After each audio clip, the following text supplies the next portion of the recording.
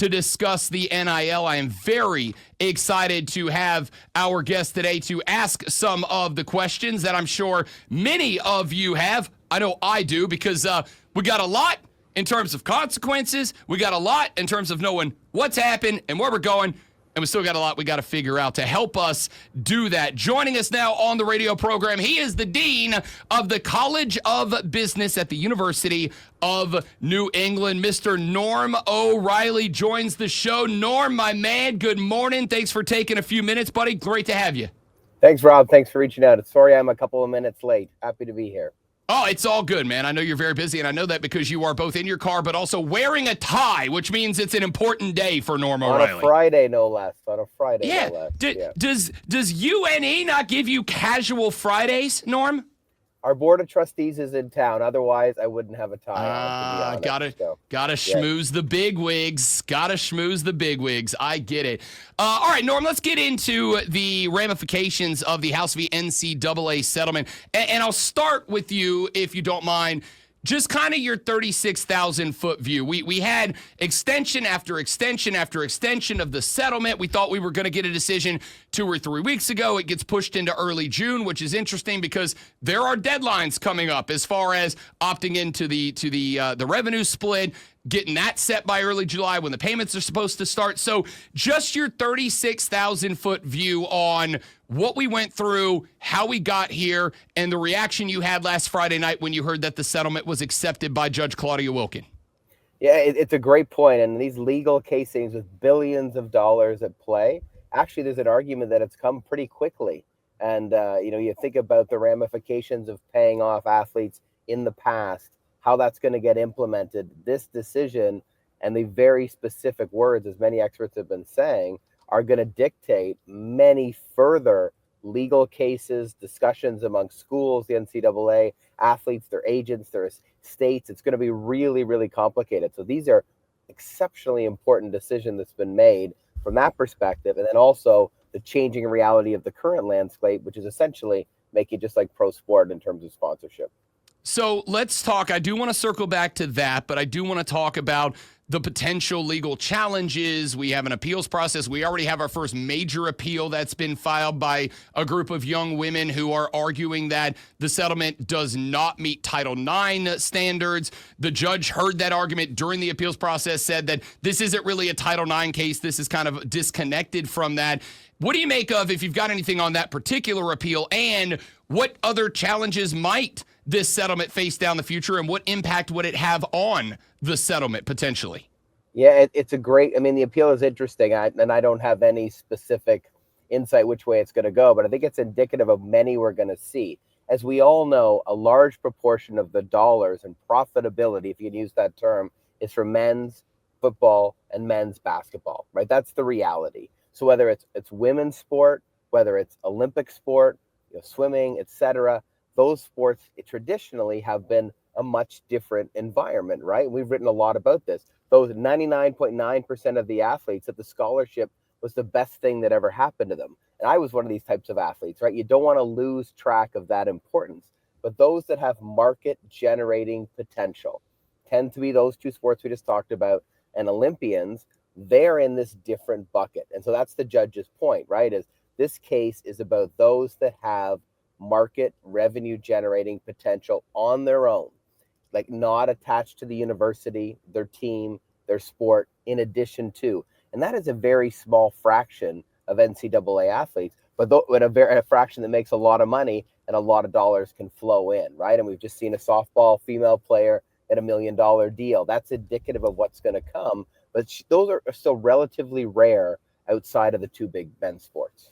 Norm O'Reilly, Dean of the College of Business at the University of New England, kind enough to join us here on the Rob Brown Show in the Fan Upstate this morning. That's kind of been a big question, Norm, is what does this settlement mean for those Olympic sports? I was listening to somebody on a different local show yesterday say that they have the fear that Olympic sports could ultimately end up going away because of this settlement. The universities are so concerned about meeting the terms of the House settlement and about the revenue split and taking care of the athletes in the world of sports that does generate revenue that they may ultimately start cutting some of the other programs that definitely don't. Have you got any input on what danger this might pose to the non-revenue generating sports? Yeah, it's a great question. It's something we've actually seen, right, in recent years. And you think about the examples of men's wrestling, that because of Title IX and the schools making decisions. So the big question is, does this grow the overall pie, right? Because now brands and external entities and donor pools, et cetera, can get more value for their money because they're allowed to do things with athletes, the universities, the teams, its coaches, whatever they want to do. It's an open market. So will that increase the pie? And within that pie, will the NCAA, largely through March Madness, still be able to maintain their large pool of revenue that they share? And those revenue share dollars or university-based dollars will be much more open and supportive of women's sport, Olympic sports, minor sports. And it might be a strategy for University of X that wants a rowing team to be very strong. And they may actually, now they can put some money there, but you may see a contraction. I think that's the expectation in a number of the size of the teams, or if a university is using it, like we would do at University of New England, as a student attraction tool, we're adding teams. So that's a D3 reality, but we've already seen some D1 schools move to D3. You may see more of that. Those like, hey, we don't want part of this. This is too crazy. We want the old environment. Well, that still exists at a D2, D3 level, and you can live in that world and not have to compete with the big power. So we're really talking about the power four, ish kind of group in this pool, and they will make those decisions. And universities like Stanford and Texas have historically offered a whole breadth of sports. They want to win the President's Cup.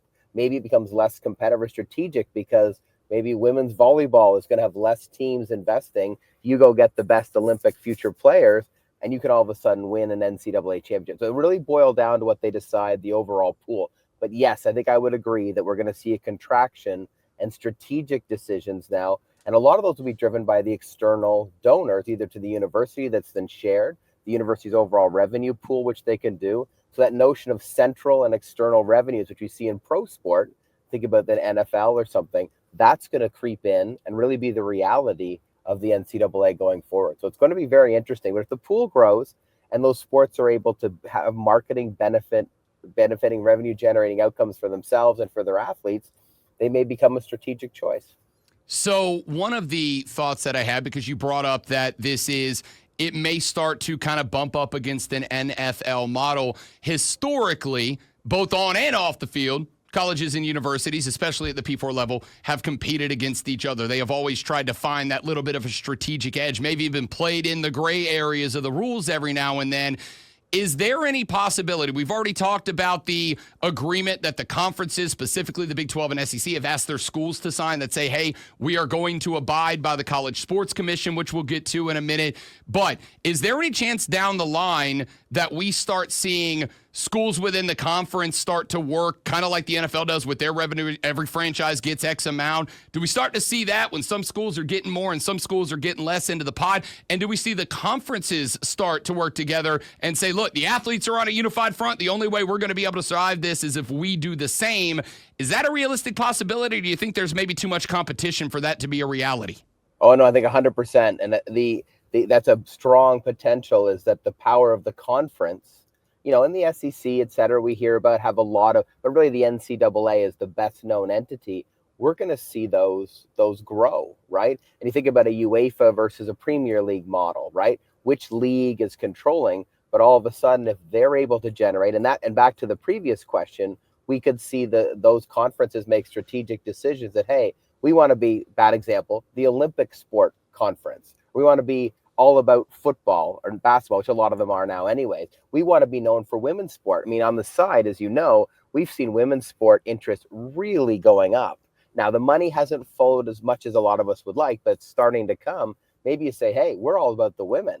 And so I think that's a very interesting point you make, and really something that this decision allows is a conference now has a lot more latitude strategically to either A, direct their own funds, or B, support their athletes attracting those funds. Because, creating that marketing value doesn't, there's sure the super duper star and she's super charismatic and social, yes, but the universities and the teams can also really support a lot of their players. There's lots of MLB players that get sponsorship that really have none of those attributes, but because they're part of a team that do that. So you could see a lot of interesting things happen. And schools have done that already under the previous NIL, but under this generation, if they could provide a platform for their athletes, imagine you come in and they've got all the social tools, digital tools, PR people. You've seen some HR changes at the big schools already, and they're kind of characterizing it as, hey, we're letting people go. I think you're going to see they're going to let people go on the sport technical side and start hiring people on the marketing digital side to support those athletes.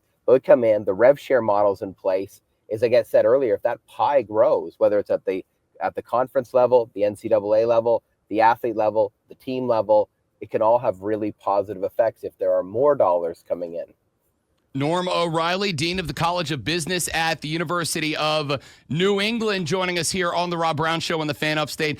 If I had to ask you now, and I know that we are talking about a process that may be playing out for years, if not decades down the line, if I had to ask you what the biggest legal hurdle or the most likely legal challenge against this settlement that could throw another wrench into the system, what would you think that might be? Clearly, the biggest one is the going back in time. And I think it's 2.8 billion is the actual number that's been set aside for previous athletes. Like, oh my God, that's a math problem, right? Who gets it? How do you divide it out? How do you make it fair? So let's just put that aside, right? Because I think your question's an interesting one. That's by far, and that's going to be something that happens, but it's not going to affect the regular day-to-day. The one that I think is going to be very interesting is this $20.5 million kind of per school kind of amount they've put in place, right? And that's a really interesting one because you have the haves and the have-nots, right? And for Michigan and Texas, that's why, well, can we spend more, right? But for a lot of the lower end Power 4 schools, and then the next level of D1, in some cases, that's your entire budget, right? And so you can't do that. And so it's going to really, really create this have and have nots out there. And so if you're still a D1 school that really wants to have competitive teams and wants to do well in March Madness, I mean, the Cinderella teams may start disappearing, right, in this kind of model. All of that's going to be very interesting. And whether at the conference level we talked about, there'll be some interesting legal challenges there outside of how do we divide up that big amount of money in the past. So I think there's going to be some ones that have a lot more implications on the current reality, but clearly a lot of legal fees are going to be spent on splitting up that 2.8 billion. That $2.8 billion, we've heard a lot about it, about where it's going to come from, how the NCAA is going to get that money, how they're going to distribute it. They do have 10 years to ultimately pay that off, which Charlie Baker, the president, said the other day, if we didn't get those 10 years, we'd have been bankrupt and that'd be it. But with that $2.8 billion on the table for the NCAA, what, if any, impact will the requirement to back pay that 2.8 bill have on smaller schools that maybe are not quite as big? And it can be smaller schools within the Power Four, maybe like a Wake Forest in the ACC, or schools that are maybe even down further, a UNLV. How much are they going to have to pitch into this, and how will it impact the bottom dollar of the athletic departments of those types of schools? Yeah, it's a great question, and it comes down to, we've seen this in other pros, because we can classify this as pro sport now. If you have a weak league, right? If the league is not able, and you could use the same thing in any association environment, not able to support its members, so the schools as members, when they need it. So the NCAA has been in a very good position for about 4 decades, right? Largely thanks to March Madness, and we all know the majority of their revenues come from that event. So as long as that event stays like it is, they should be okay to cover this. But their financial situation, as Charlie said, for the next 10 years is highly constrained. So the ability for them to support a member who's in trouble, to invest, which they do, right, which a good league does, is compromised. So that's a bit of a risk. Now, as he said, there's that 10-year window, and that's why she likely gave that amount of time.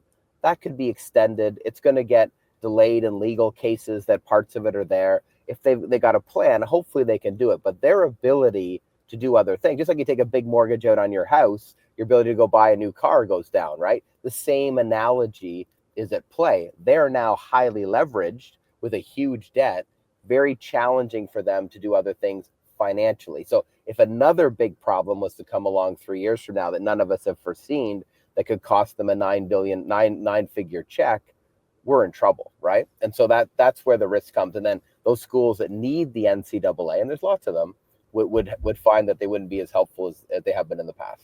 A problem coming along the NCAA didn't foresee? There's no way. No way.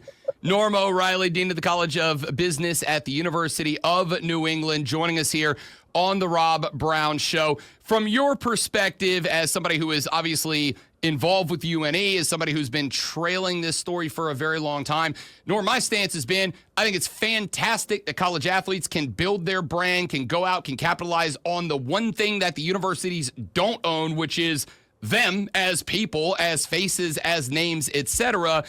I think that NIL has been exceptionally positive for athletes, and I'd like your thought on that. And then your thoughts on with the NIL Go, with the new clearinghouse rules, with all the things the schools have to do to make sure that these contracts are good and they fit within the parameters and all that, how you think this decision may impact NIL down the line, if at all.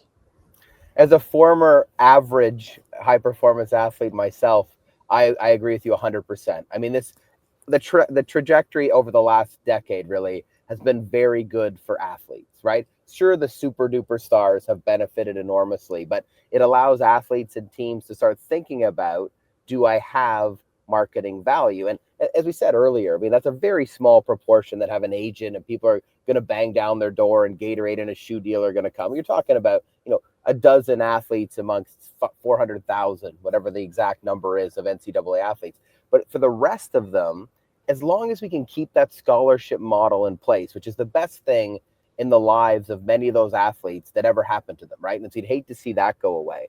But for the teams that do well, that promote, that are attached to a school that's going to support them, it also allows the universities to start having people that are agent-like. And we've seen this already with NIL, the first round, to have experts like an agent would do for a super pro to say, hey, Rob, you should focus on your studies and your training. You don't have a lot of marketing value. We're not being mean to you, but no one's going to give you extra money. You might get a couple of discounts at a local restaurant and to go to school or whatever, but we're not going to give you. But hey, Rob, wait a minute.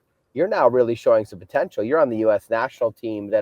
Let's think about this. How can we do this? How can we help you? If you do better, you get more social media. That helps us recruit. I mean, Clemson there's lots of examples out there that show that positive athletic success leads to recruitment. The things I worry about as a dean part of my life, getting students in to run the business that is your university. So there's a lot of really, and I'm obviously a biased marketing sponsorship person, but there's a lot of real positive benefit in there to either A, help those athletes not go down the road if it's a waste of their time, focus on your studies and your performance and have the greatest NCAA career you possibly can. Don't be chasing sponsors. Or if you do have that value, let's support you. You benefit, we benefit.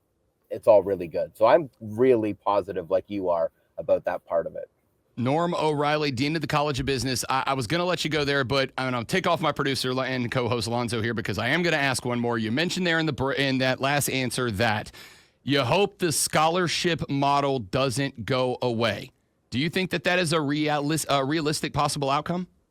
I hope not, but it's something you do think about, right? Because universities put a lot of money into those, and a lot of them are endowed now, and a lot of comes from donors, a lot comes from other places. But at the D1 level, it's a wonderful, wonderful thing. And a lot of these big schools, I spent some time at Syracuse. The tuition is really, really high, and so if those were to go away, and I think football, basketball, the big ones, a lot of them are endowed or set, but you start creeping into all of the other sports. Back to our discussion a little while ago.